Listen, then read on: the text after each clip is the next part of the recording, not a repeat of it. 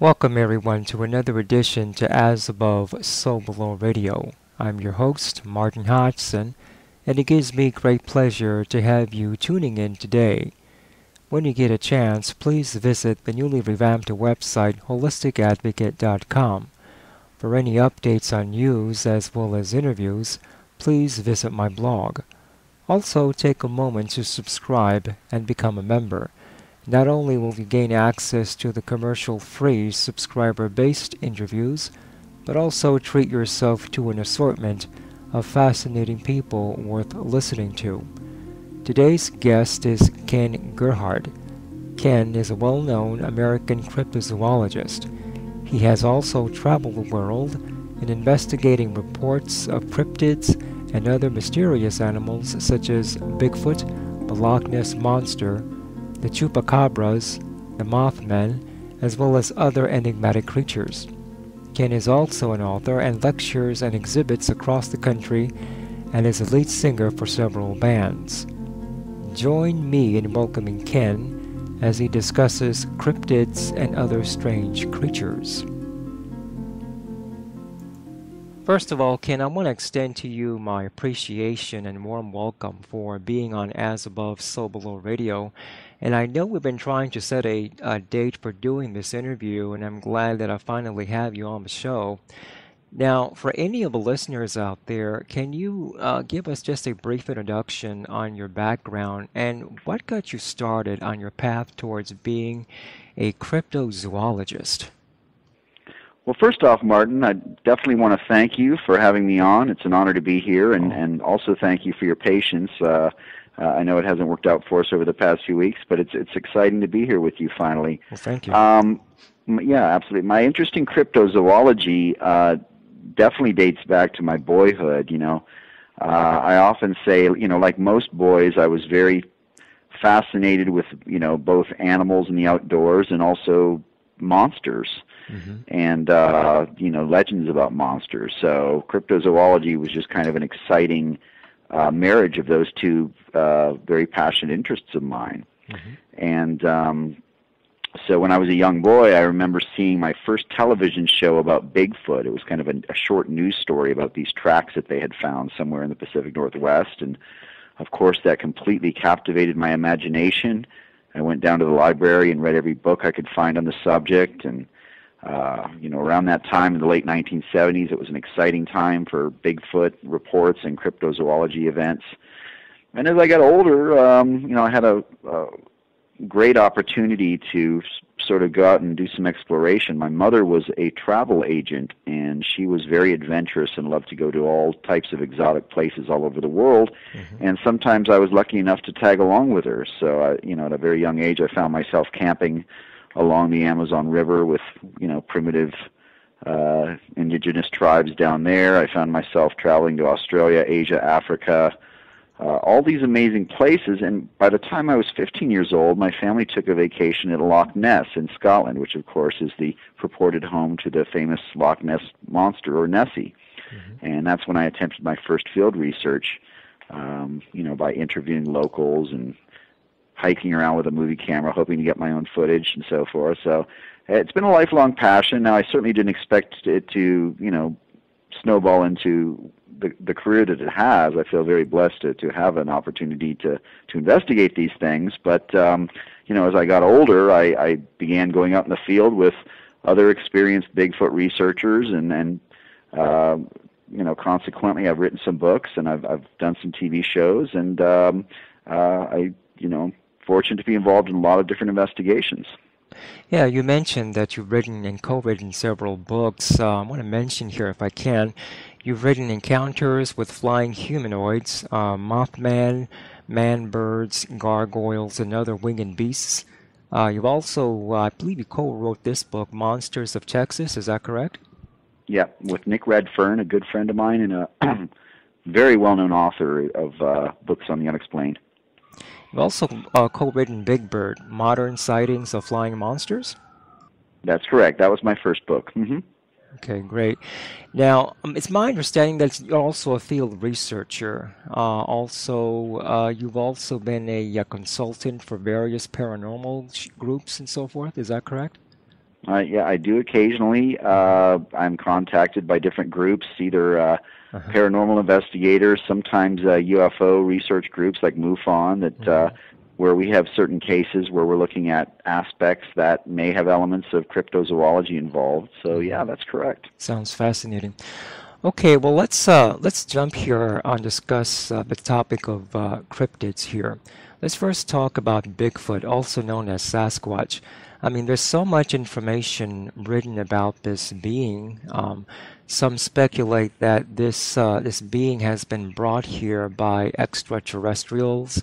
Others have stated that these beings are from another dimension and can apparate or shift dimensions at will. And still others claim that the Sasquatch is nothing but a hoax, if you can believe that, Yeah. with someone dressed in an outfit. What's your perspective on the Bigfoot, Ken?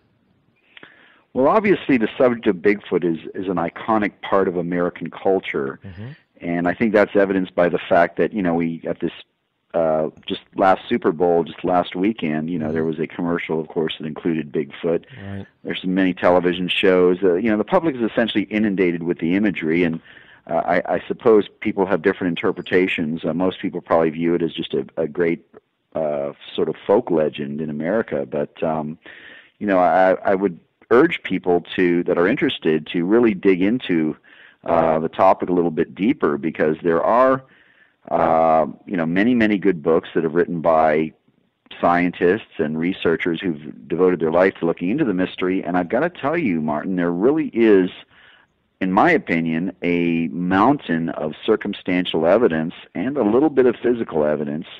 All of that combined, I think, builds a pretty strong case that there is something to the Bigfoot legend and modern accounts.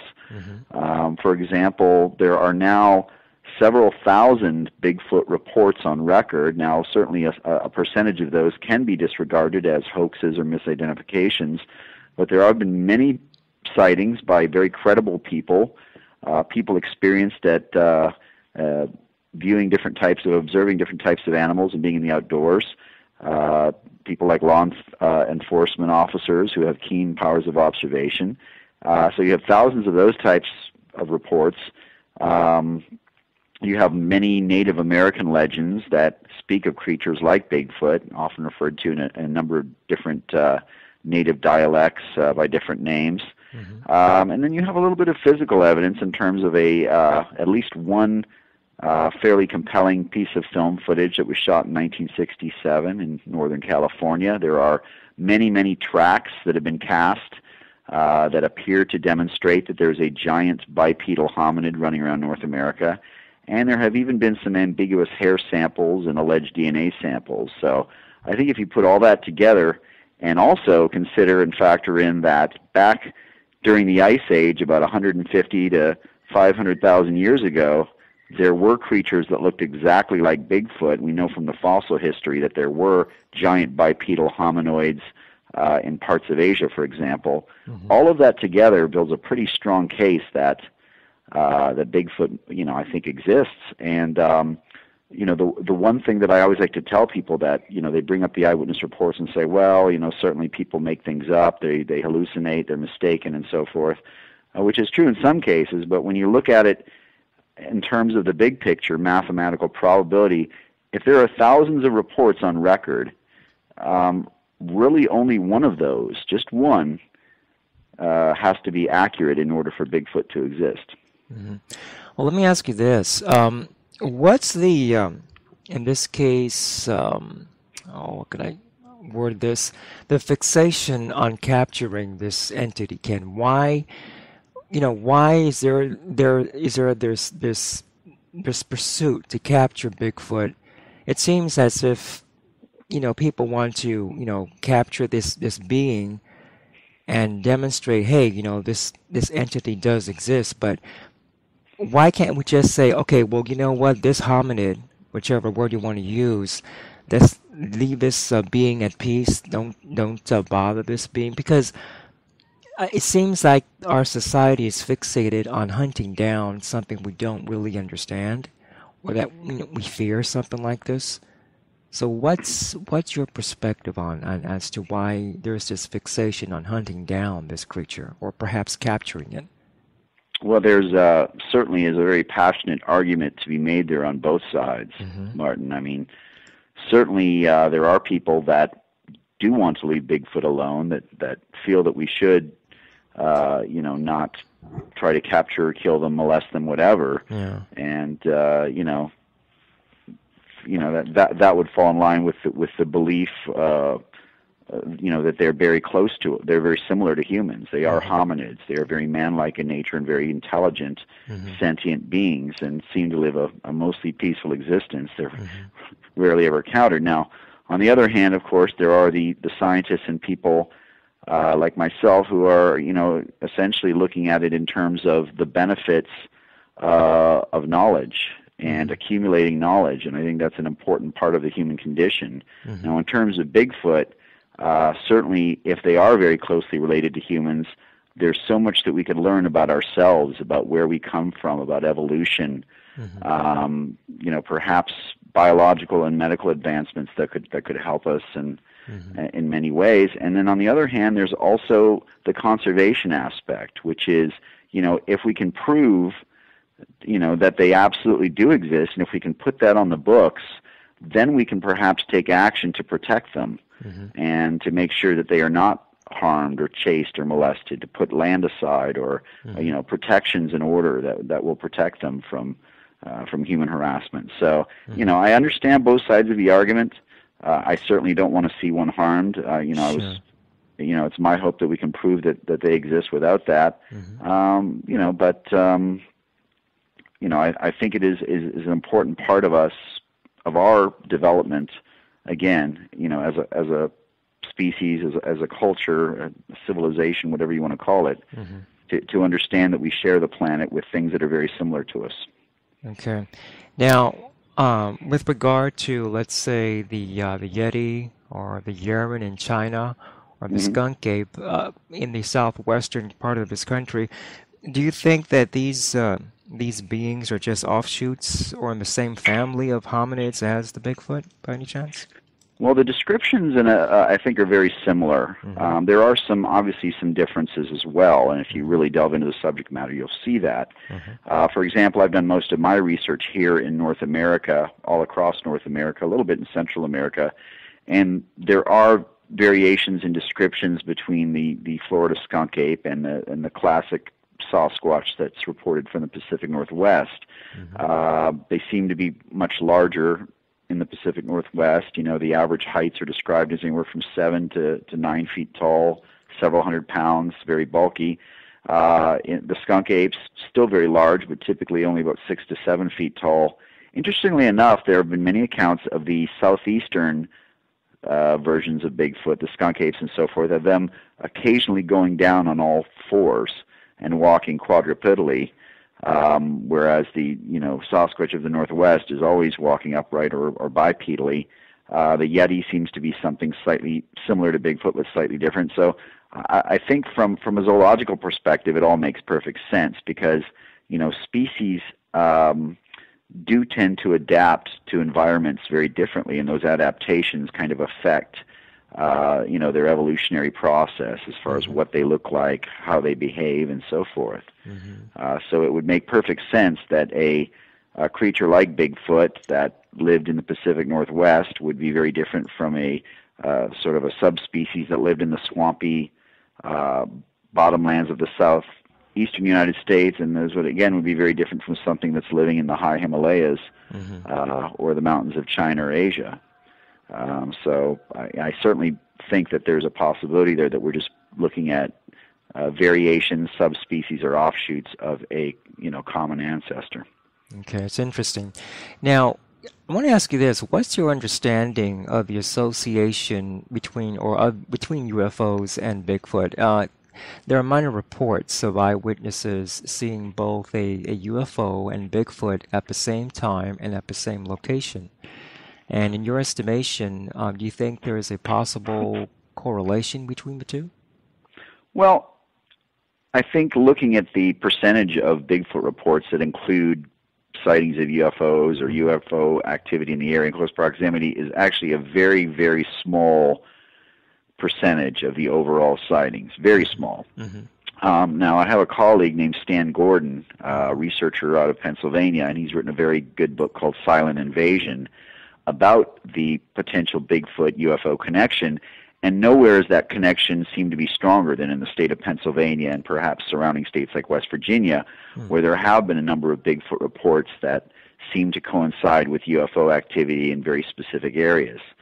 You know, and that, I think that perception is something that is really more prevalent in other fields. For example, people that are very involved in UFO research certainly are interested in that comparison or connection.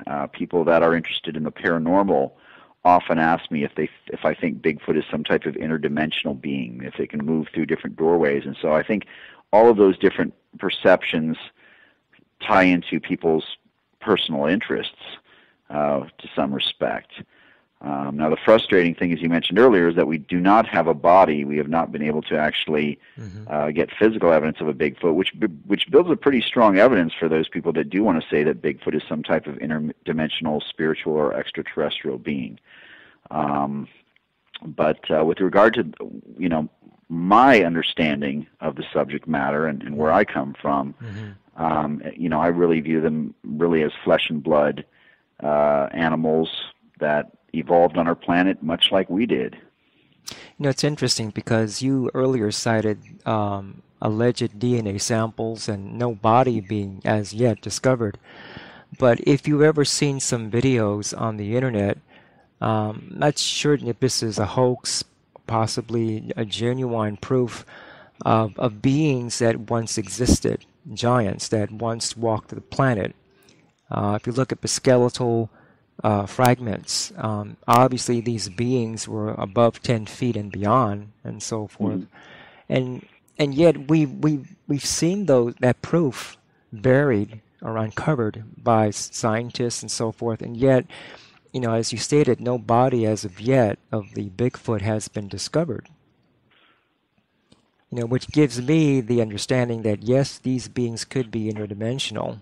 You know, what about intelligence? Has there been any, maybe any evidence that there is intelligence emanating from these beings, Ken? Well, absolutely. And, you know, first to just make one quick point on what you just referenced, it is my belief that we do have part of a body, and that is actually the skull and many teeth from a species known as Gigantopithecus, which I referenced earlier. There have been fossilized giant hominids like Gigantopithecus, whose some remains have been found in China and Vietnam. Pakistan, there's something known as Meganthropus paleojavanicus from Java. There are fossils from Africa as well, Paranthropus. So I mean, there are essentially, and I'm just not trying to be tricky here, but there are remains, they're very old remains that are, again, several 100,000 years old, that indicate that giants did actually physically walk our planet, you know, back during the Pleistocene epoch. So the fact that we don't have any recent fossils does not negate the fact that things that look like Bigfoot absolutely definitively did exist on our planet. So the question then becomes, are they still with us? Are they still around? As far as intelligence, it's, again, I'm of the opinion that the reason that these, I'll call them beings, since I'm talking about intelligence, that these beings have been able to elude capture or detection is that they are so highly intelligent and that they know that humans are, in fact, their greatest threat, their greatest enemy, and so therefore they choose to live in areas that are very remote, that we don't go to very often.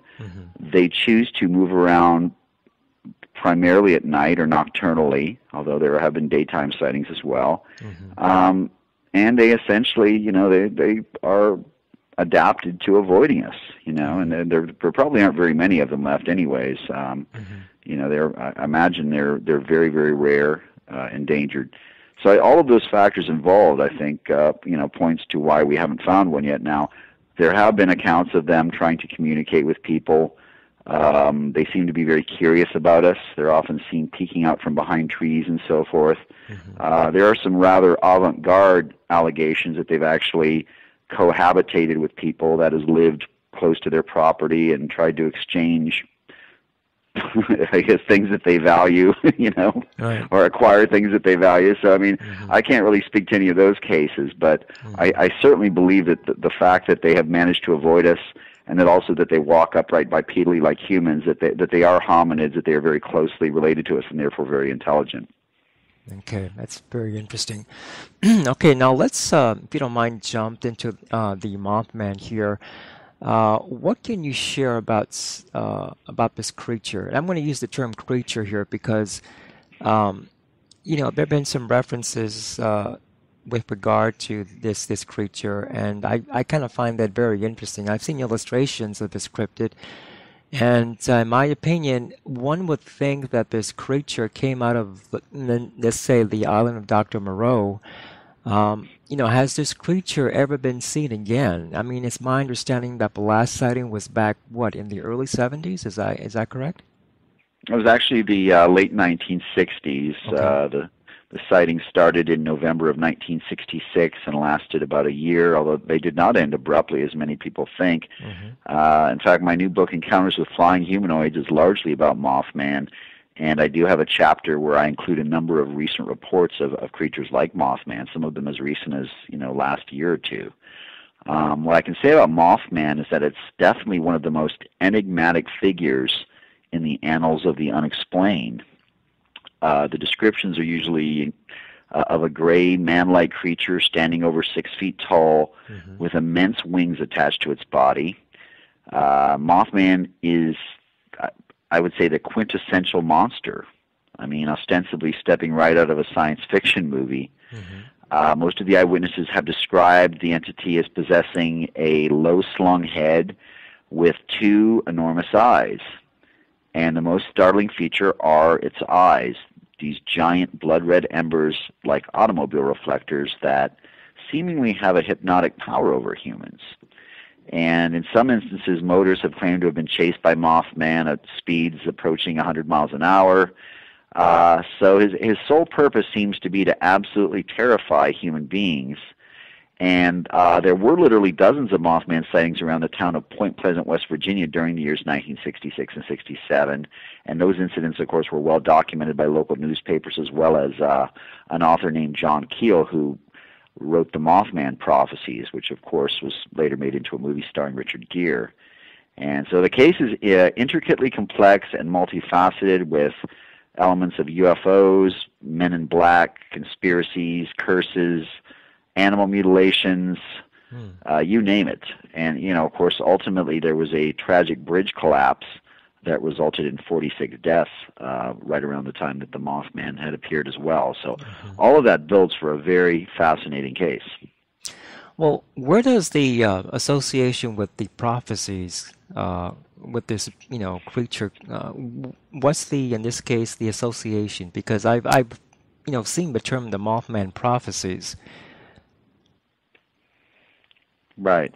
Well, what I discovered is that to this day, and I went to Point Pleasant to do some research for my book, the residents of Point Pleasant feel that there still is a connection between the appearance of the Mothman and that Silver Bridge tragedy that impacted their community in such a profound way. I mean, don't forget that the Mothman first appeared about 1 year and 1 day before the bridge collapse, and that reports of the creature did trail off dramatically after that aftermath.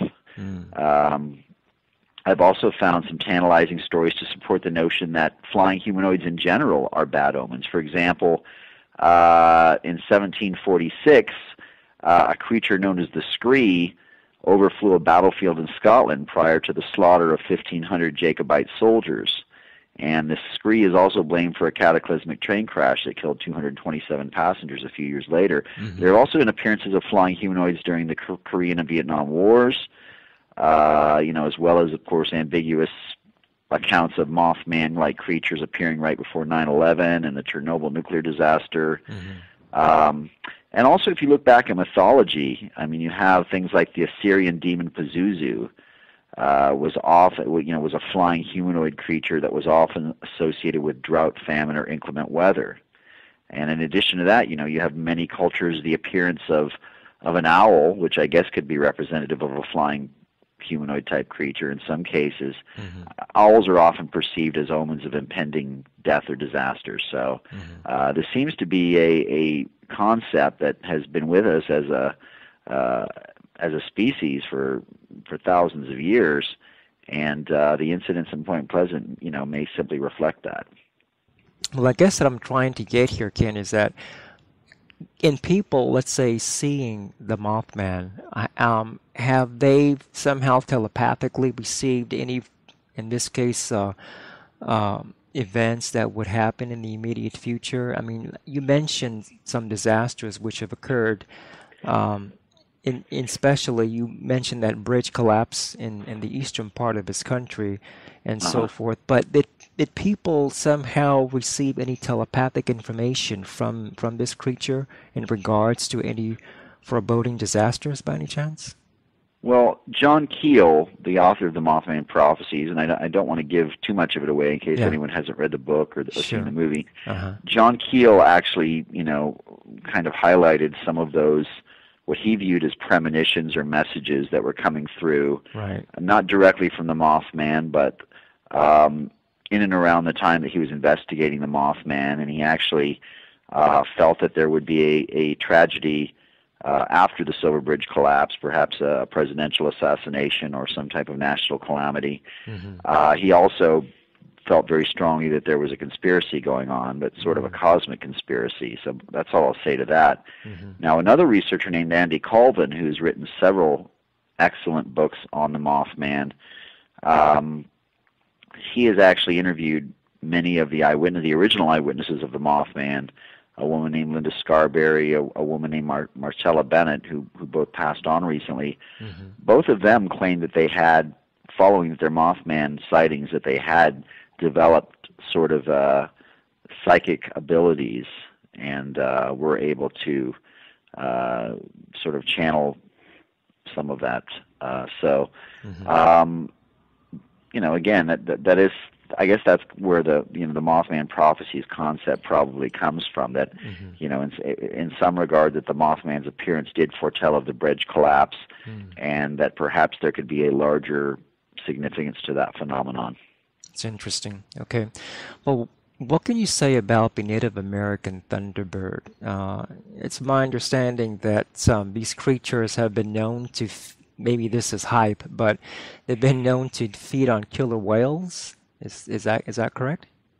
Oh, that's interesting. Yeah, that you bring that up. Well, the thunderbirds are perhaps the most neglected cryptids. They are definitely a passion of mine as far as what I like to research, and were the subject of my first book, Big Bird: Modern Sightings of Flying Monsters. There are many, many Native American legends of thunderbirds, also referred to as super eagles, and the name Thunderbird is possibly a reference to either the thunderous beating of their wings because they're so enormous, or the fact that their appearance was often very close to inclement weather like a thunderstorm. And there's actually an interesting scientific tidbit that might tie into that. But there was one tribe, you're right, in the Pacific Northwest, and unfortunately I think the name of the tribe was eluding me. It may be the Passamaquoddy, that believed that that these thunderbirds that they spoke of in their legends would actually feed on orcas or killer whales. That's how gigantic that they were. And the fact that we can verify that many of these indigenous Native American tribes did worship the thunderbird is borne out by the fact that we can find thunderbird imagery, for example, on these large totems in the Pacific Northwest, and in many forms of artwork and so forth, and ceremonial things where medicine men and priests and sages would dress up as these thunderbirds for different ceremonies. So it's very fascinating. But beyond the North American native aspect, We also have many modern reports, and again, I highlight many of these in my books, modern reports by people who have claimed to have seen these gigantic birds flying overhead, and they're typically described as being about the size of a small airplane with a wingspan about 15 to 25 feet across, usually very dark-colored, feathered, sort of a hooked beak, very similar to an eagle or a vulture or a raptor. And there's even one account on record of a young boy in Lawndale, Illinois, a boy named Marlon Lowe, who was picked up by one of these thunderbirds and carried for several feet, kicking and screaming before he was released. And that particular incident was witnessed by several people, including his mother. Sounds interesting. There's a photo on the internet. Not sure if this is a legitimate photo, but it's a photo that shows the enormous wingspan of this flying creature. Looks very frightening here, but okay. Well, I'd like to talk about gargoyles and chimeras. We've seen them perched on top of European cathedrals, supposedly to fend off evil spirits away from the church. Ironically, when one looks at them, they kind of resemble demons. But yet they've been perched on top of medieval cathedrals, places of worship, and architecturally, these objects were carved and placed with a spout to carry rainwater away from the roof and away from the side of the building, and therefore, thereby preventing, rainwater from ruining the masonry walls and mortar. But from your point of view, Ken, what's your perspective on these creatures? I mean, would it be far-fetched speculation to state that probably during the time, people carved these beings based upon what they saw at the time, probably in the forests and so forth in Europe at the time? Well, as far as gargoyles go, well, first of all, I should point out that there's probably two very distinct categories of things that I investigate as a cryptozoologist. One would include things like Bigfoot and the Thunderbirds and the Loch Ness Monster, creatures that seem to have affinities or characteristics that would link them to actual species that we know once lived on our planet. Things that seem very natural in their form and so forth.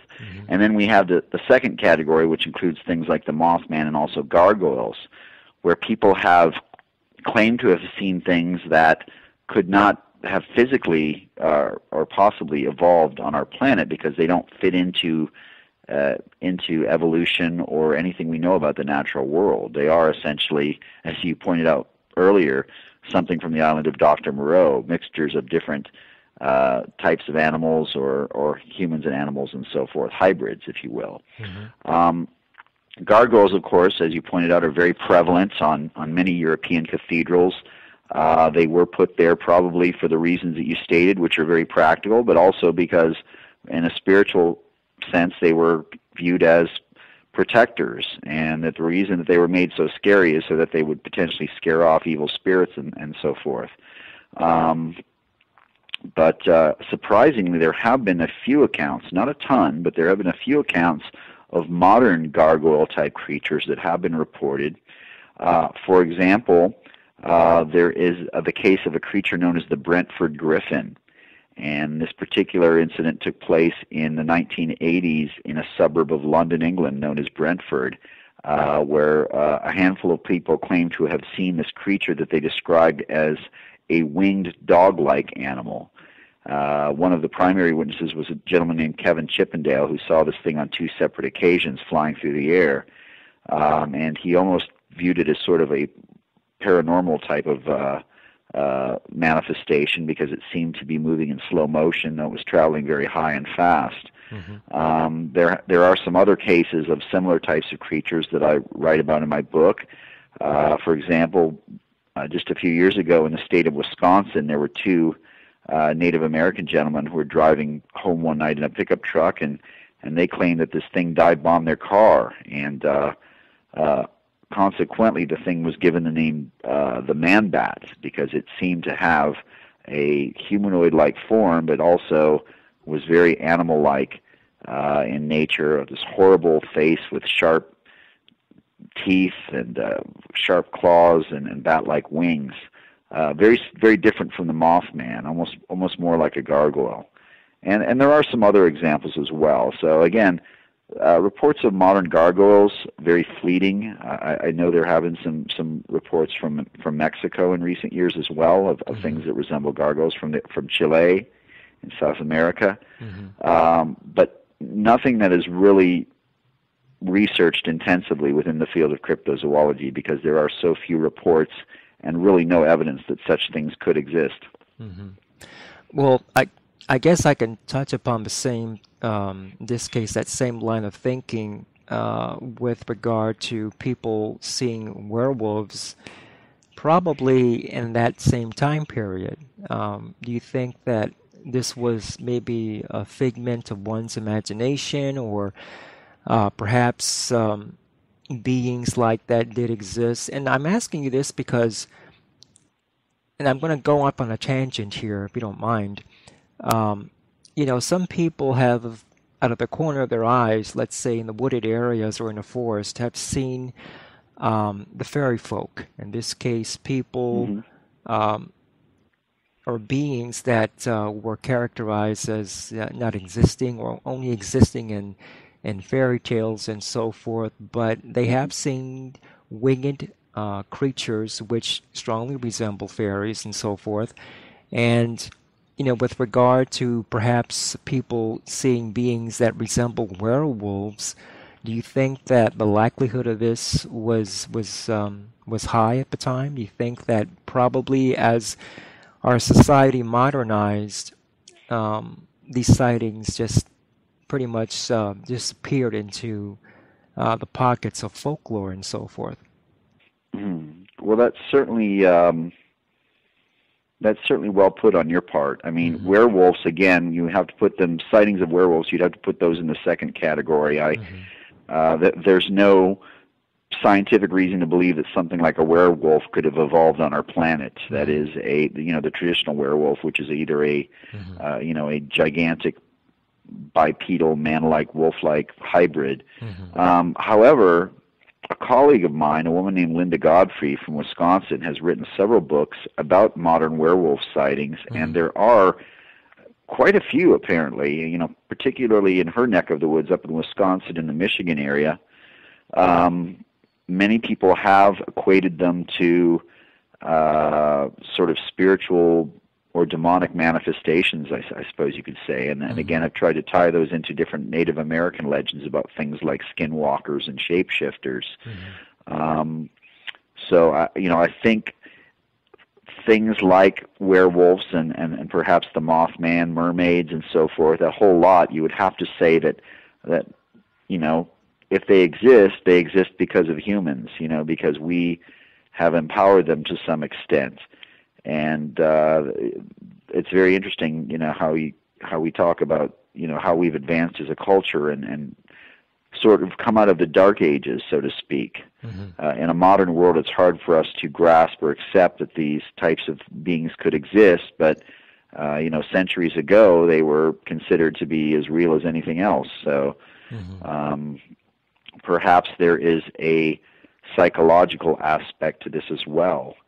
And I certainly, this isn't my strong area to get all philosophical and metaphysical, but certainly the teachings of the Swiss psychologist Carl Jung, the fact that there could be a global connection between all of us on a sort of an unconscious level, and that we are able to share common experiences and perhaps to empower or cause things to exist simply because we believe in them. Okay. Well, your book touches upon the Owlman, the Van Meter creature, the Valkyrie of Voltana, the Houston Batman, as well as other strange bird people. And you've journeyed to places around the world, is my understanding. So what can you say was perhaps the most bizarre cryptid you've ever heard about? Wow, that's tough. There's so many out there, there really are. Take a stab at it. Well, you mentioned the owl man. That's always Mm-hmm. been kind of one of my favorite, really bizarre creatures. It's almost, I suppose you could say it's the English counterpart of Mothman, though the descriptions are somewhat different. Owlman is a man-sized winged creature with grizzled gray fur or feathers, pointy ears, a sneering, gaping black mouth, and feet that have been described like pincers or crab claws. Mm-hmm. And like Mothman, Owlman is said to possess these two enormous burning red eyes. What's interesting is that all of the encounters of the Owlman have been in the woods surrounding an old Cornish church in southern England that was built on an ancient earthwork. And virtually all of the witnesses of the Owlman have been teenage girls, although there was one teenage boy who also claimed a sighting. Now I have a colleague named John Downs who's written a seminal book on the Owlman and believes that he experienced a great deal of psychic backlash while investigating that particular case. In other words, he felt that it was a metaphysical manifestation, perhaps very evil, very ancient in origin. So, but Owlman, the descriptions are very creepy and strange, and I think that it might rank up there as far as the sort of the weirder things that I've investigated. Okay. Now, it's my understanding that you've also gone into the woods with your shotgun. Was there ever an instance when you felt that you were being watched? I think that's a fairly common feeling when you're out in the woods, Mm-hmm. particularly by yourself, which sometimes I'm out there in remote areas by myself. Mm-hmm. I should clarify that the main reason that I carry a shotgun is, of course, for protection from all types of things. I mean, for example, where I live here in Texas, we have very scary wild pigs that are very aggressive towards humans. Some of these giant feral hogs can reach 300 pounds or more. They have tusks. They're very aggressive. There are things like mountain lions, bears. So I mean, most outdoorsmen will typically carry some type of firearm, and particularly if they're again in a very remote area by themselves and so forth. So, as far as the feeling of being watched, I can't really think of a very specific incident that stands out, but I've certainly have experienced things in the woods that are very uncomfortable feelings or instincts that you can't always put your finger on. Okay. So when you're alone, in the woods, your instincts were telling you, or was telling you, that you should just, leave the area then, right? Well, that's what my instinct was telling me, but that's not always what happens. Okay. And I often tell people, kind of tongue-in-cheek, that if you're out in the woods and someone points and says, "There's a Bigfoot over there," Yeah. You're a cryptozoologist if you run towards that area and not away from it. Mm-hmm. So typically that's my, although my instincts often tell me to, safety first and so forth, I'm a little bit perhaps overzealous when it comes to attempting to prove that these animals exist or even have a personal sighting or encounter with one of these things. So I can't think of any situation where I've deviated from that stronger instinct to go and investigate. Well, now that you mentioned that, I want to ask you this. Let's say someone sees what they can best describe as a cryptid. What would be a recommendation that you would give to this person? Call the authorities, run like hell, or, bravely stand your ground and whip out the iPhone to take some pictures? Well, that's, I can't really, everyone's different, so I guess everyone's going to kind of handle that situation differently, but I would certainly love to see more evidence, or any evidence that these people can claim or can validate their claims. So if someone has the nerve to stand there and take a photograph, or I certainly wouldn't encourage anyone to approach an animal any animal that's sizable that could cause them bodily harm. You know, that's never a good idea per se. Right. But if someone has an opportunity, if they feel safe enough to actually, you know, attempt to get a photograph of something like that, that would be, you know, obviously a wonderful thing.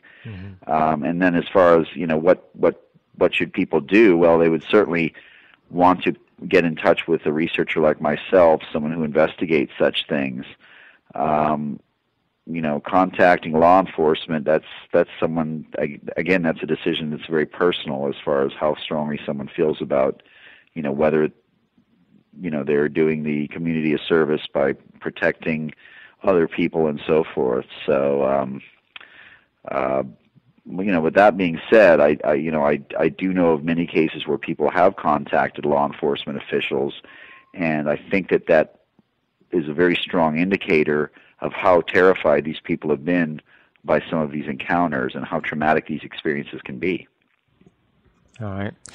Now, it's my understanding, too, that you've expressed interest in teratorns as a possible explanation to the sightings of very large birds in your area. Is that correct? Yeah, I think that's probably the best theory that we have with regard to the thunderbirds.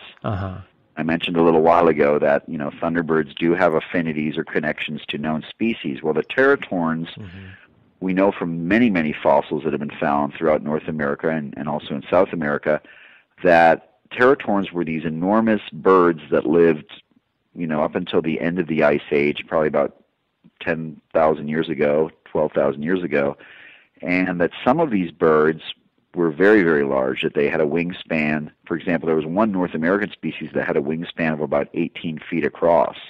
It was known as Aorornis. And in South America, there was a species known as Argentavis, which had a wingspan of about 25 feet across. And presumably these birds, which were related to modern vultures, modern condors, probably looked very much like a giant vulture or condor, much larger though. The largest known condors, the Andean condors, only have a wingspan of about 10 or 11 feet across. I say only because the thunderbirds are often, as I said earlier, are often reported to have wingspans of 15 to 20 or 25 feet across, which fits in very well with the sizes of the teratorns.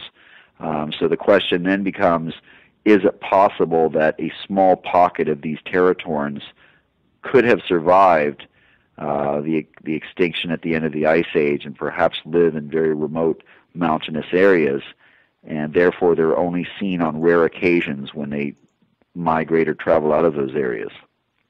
Okay, sounds interesting. All right, now you made a very interesting point in your book where you cite that the flying humanoids seem to feed off our fear like psychic vampires. Why do you think this is so, Ken? I'm just curious when you cited that.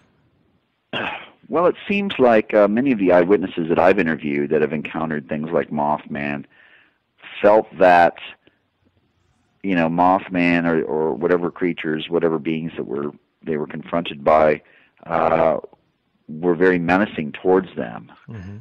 Many eyewitnesses have described kind of a feeling of intense doom or danger, fear, almost to the state of panic or hysteria. As I mentioned earlier, many eyewitnesses in the Mothman cases claim that Mothman was actually chasing their cars, peering in the window at them. So it seems like to me that, you know, the many cases are examples of them actually chasing people or jumping out and terrifying people, and yet never actually physically attacking anybody. So they don't seem to be interested in actually harming us in a physical sense. But for whatever reason, they are attracted to our fear. They do want to chase us or follow us or you know, make their presence known to us. So you know, that's where I get that particular notion that perhaps they're somehow drawn to our fear, to our emotions. But the reasons for that would be purely speculation on my part.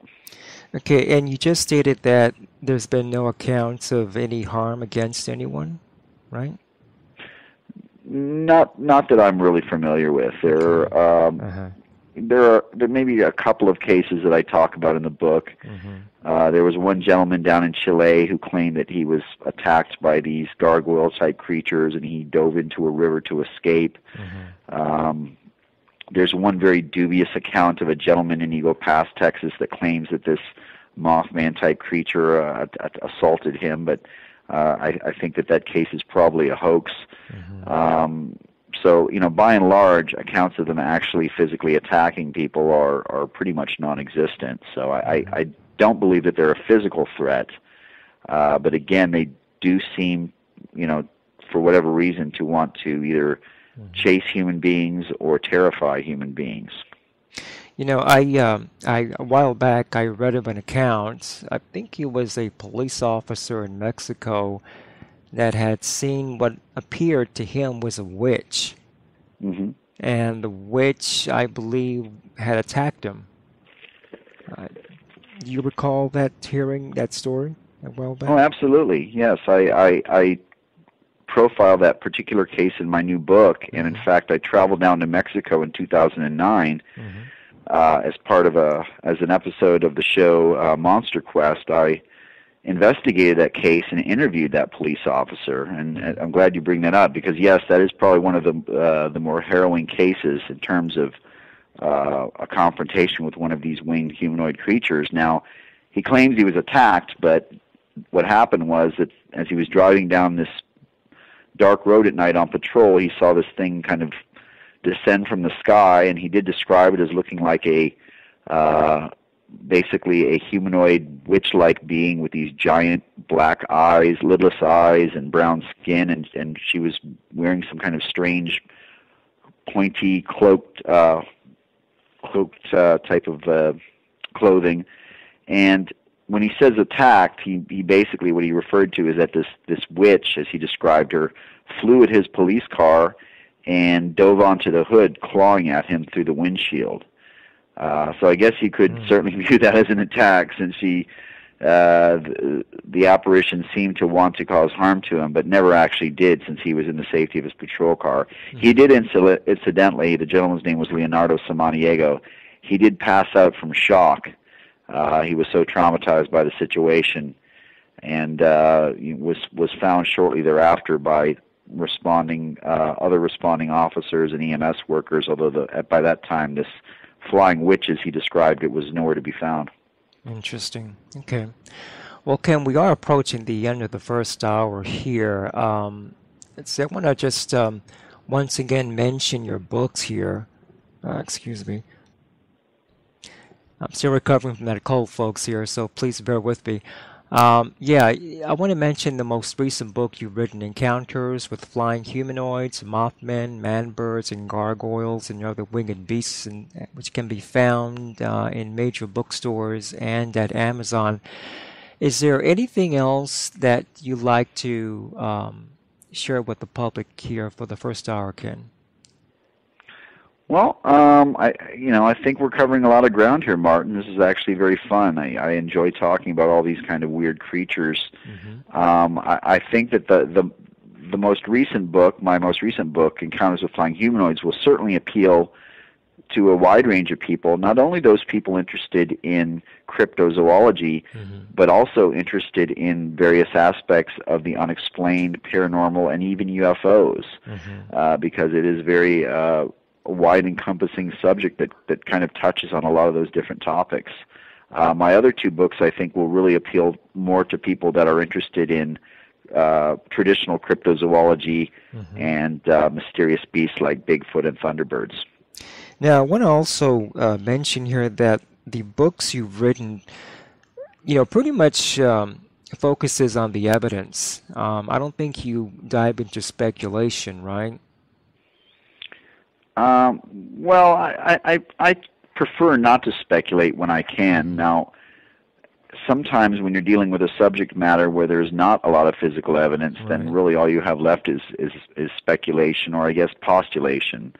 And since I do, as a cryptozoologist, try to adhere to and follow scientific protocol as much as possible, oftentimes it's a matter of just making an educated guess based on whatever evidence, even fleeting evidence, is available. Interesting. Okay. Great. Well, I appreciate you taking the time here to chat with me for the first hour, and I'll see you again for the second hour, Ken. Okay. Sounds good, Martin. Okay. Take care. And thanks again. Goodbye. That's it for today's program. If you know of someone who's not a member, encourage them to visit holisticadvocate.com and subscribe. Or, if they prefer, encourage them to donate instead. Any contribution will be greatly appreciated. Thank you.